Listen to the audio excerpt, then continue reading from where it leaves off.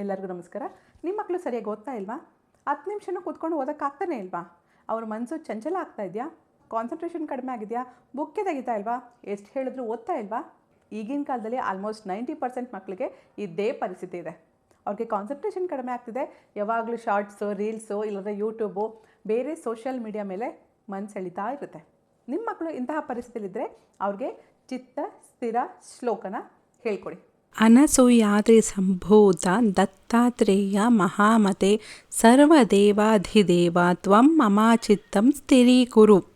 ಶರಣಾಗತ ದೀನಾರ್ಥ ತಾರಕಾಖಿಲಕಾರಕ ಸರ್ವಪಾಲಕ ದೇವ ತ್ವಂ ಮಮ ಚಿತ್ತಂ ಸ್ಥಿರೀಕುರು. ಸರ್ವಮಂಗಳ ಮಾಂಗಲ್ಯೆ ಸರ್ವಾದಿವ್ಯಾಧಿಭೇಷಜ ಸರ್ವಸಂಕಟಹಾರಿಂ ತ್ವಂ ಮಮ ಚಿತ್ತಂ ಸ್ಥಿರೀಕುರು. ಸ್ಮಾರ್ತೃಗಾಮಿ ಸ್ವಭಾಕ್ತಾನಂ ಕಾಮದೋ ರಿಪುನಾಶನಃ ಭುಕ್ತಿಮುಕ್ತಿಪ್ರದಃ ಸತ್ವಂ ಮಮ ಚಿತ್ತಂ ಸ್ಥಿರೀಕುರು. ಸರ್ವಪಾಪಕ್ಷಯಕರಸ್ತಾಪದೈನ್ಯ ನಿವಾರಣಃ ಯೋಭಿಷ್ಠದಃ ಪ್ರಭುಃ ಸತ್ವಮಮ ಚಿತ್ತ ಸ್ಥಿರೀಕುರು. ಯಾ ಏತತ್ ಪ್ರಯತಃ ಶ್ಲೋಕಪಂಚಕಂ ಪ್ರಪಠೇಸ್ತುದಿಹ ಸ್ಥಿರಚಿತ್ತಃ ಸ ಭಗವತ್ ಕೃಪಾಪಾತ್ರಂ ಭವಿಷ್ಯತಿ.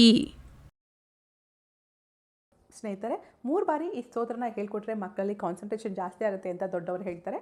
3 ಬಾರಿ ಹೇಳೋಕ್ಕಾಗ್ತಿಲ್ಲ ಅಂದರೆ ಅಟ್ಲೀಸ್ಟ್ 1 ಬಾರಿ ಆದರೂ ಅವರು ಓದೋದಕ್ಕಿಂತ ಮುಂಚೆ, ಇನ್ನೇನು ಓದೋಕ್ಕೆ ಕೂತ್ಕೋತಾ ಇದ್ದಾರೆ ಅಂದಾಗ ಓದೋದಕ್ಕಿಂತ ಮುಂಚೆ ಈ ಸ್ತೋತ್ರನ ಹೇಳ್ಕೊಡಿ.